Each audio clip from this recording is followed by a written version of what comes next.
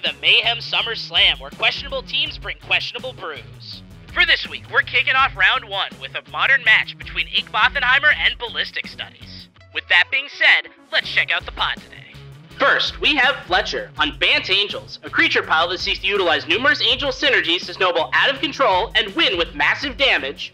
And Ash on Tron, a seemingly normal Tron list that seeks to play the Tron lands, leverage card in the One Ring, and win with... Wait, what's Semblance Anvil doing here? And now, with each pilot on their respective corner of the screen, let us begin. Ash reveals Jagatha, the Wellspring, as her companion. Fletcher plays a Rage of the Rich Thicket, an Aether Vial, and passes. Ash draws, plays an Urza's Tower, a Chromatic Star, and passes. At the beginning of his upkeep, Fletcher puts a charge counter on Vial.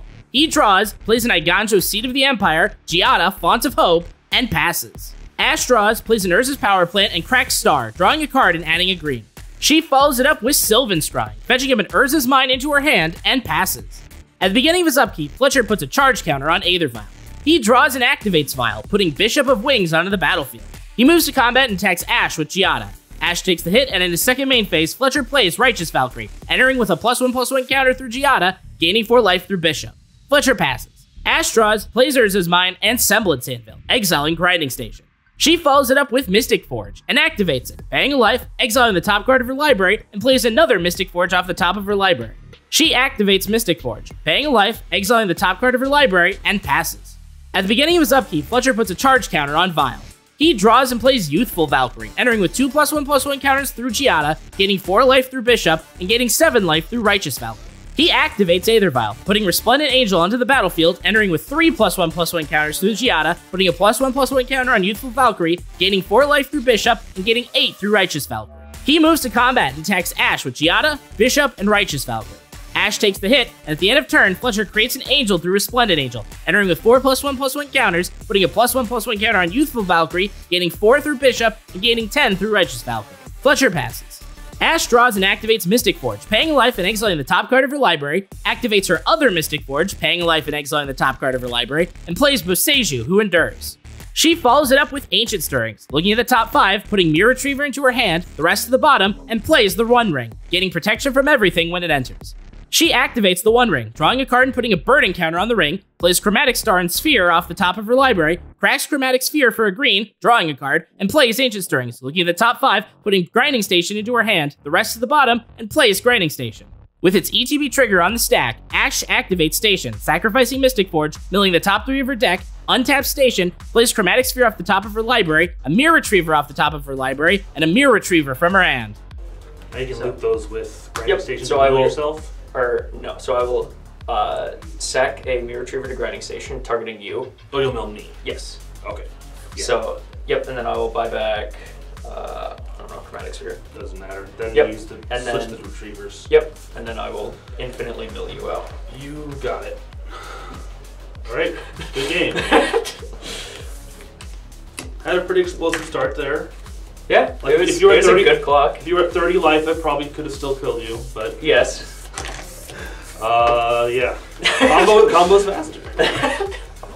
With Grinding Station combo assembled, Fletcher sees the writing on the wall, and Ash wins the game.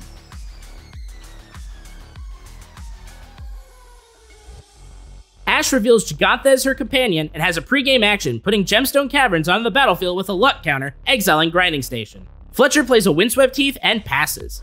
Ash draws, plays an Ancient Stirrings, looking at the top 5, putting Urza's Mine to hand, the rest to the bottom, plays Urza's Mine, and at the end of turn, Fletcher cracks Windswept Teeth, paying a life, fetching up a Hollowed Fountain tapped. The turn moves to Fletcher.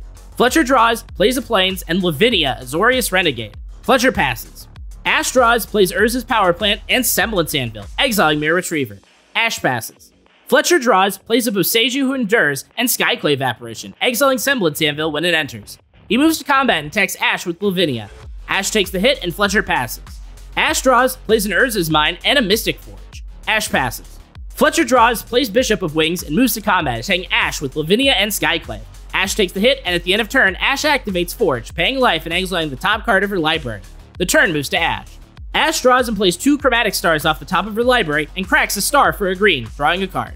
She plays Sylvan Scrying, fetching up and playing an Urza's Tower, plays Expedition Map off the top, cracks star for a green, drawing a card, and plays Ancient Stirrings, looking at the top 5, putting the 1 ring into her hand, the rest to the bottom, and passing. Fletcher draws, plays a Bishop of Wings, and moves to combat, attacking Ash with Bishop, Lavinia, and Skyclave.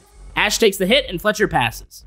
Ash draws and plays the 1 ring off the top, gaining protection from everything when it enters, plays Expedition Map off the top, Chromatic Sphere off the top, another Expedition Map off the top, and cracks Map, fetching him and playing Blast Zone, entering with a charge count.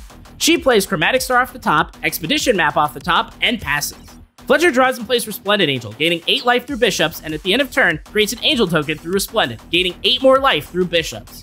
Still at end step, Ash activates the 1 ring, drawing a card and putting a burden counter on the ring. The turn moves to Ash. At the beginning of her upkeep, Ash loses a life through the ring. She draws and activates the ring, putting a burden counter on the ring, drawing 2, and plays Karn, the Great Creator, off the top, down-ticking him, fetching up a Semblance Anvil from her sideboard. She plays the 1 ring, destroying the other one to the Legend rule, gaining protection from everything, and activates Blast Zone, putting a charge counter on it. She plays an Urza's Tower, Semblance Anvil, exiling Mirror Retriever when it enters, and passes. Fletcher draws, puts a Hallowed Fountain into play untapped, paying 2 life, and moves to combat, attacking Karn with Resplendent Angel and the Angel token. Karn is destroyed, and at the end of turn, Ash activates the 1 ring, drawing and putting a burden counter on it. Still at end step, Ash activates Mystic Forge, paying a life and exiling the top card of her library. The turn moves to Ash. At the beginning of her upkeep, Ash loses a life through the 1 ring. She draws and activates Blast Zone, destroying all non-land permanents with CMC2, and activates the ring. In response, Fletcher plays Collected Company, looking at the top 6, putting Haywire Might and Skyclave Apparition onto the battlefield, the rest to the bottom, exiling Mystic Forge with Skyclave when it enters. Then, Ash puts a burden counter on the ring and draws 2. She plays Karn, the Great Creator, and Urza's Tower, and down-takes Karn, fetching up the Mystic Forge exiled by Skyclave, and replays Mystic Forge. She cracks Chromatic Sphere for a green, drawing a card, plays Ancient Stirrings, looking at the top 5, putting Grinding Station into her hand, the rest to the bottom, and plays Grinding Station. With the ETB trigger on the stack, she activates Station, sacrificing Map, milling herself for 3, untaps Station, and plays another Grinding Station off the top. With both Station triggers on the stack, Ash activates Station, sacrificing Map, milling herself for 3, and activates her other Station, sacrificing Map, milling herself for 3. Then, both Stations untap. She plays Chromatic Sphere off the top, and with both Station triggers on the stack, activates Station, sacrificing Sphere, milling the top 3. Then, her Station untaps, and she plays Karn, the Great Creator, destroying the other Karn to the Legend rule, and down-ticks him, fetching up Mirror Retriever from exile. Cast Mirror Retriever. Yep.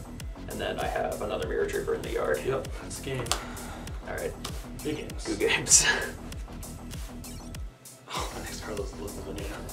Yeah, that was scary off of, that's what I did not want you to hit off of Coco. If you hit that, that was I've had one really more bad. With the combo assembled once more, Fletcher sees the writing on the wall, and Ash wins the match. Alright, so after that round, we have Ink Boffenheimer taking an early lead with 60 points, with Ballistic Studies falling short at just 20 points. Who's gonna push ahead? Who's gonna fall to the bottom? Who's going to sneak up and take home the prize? Find out next week by continuing to tune in to the Mayhem Summer Slam.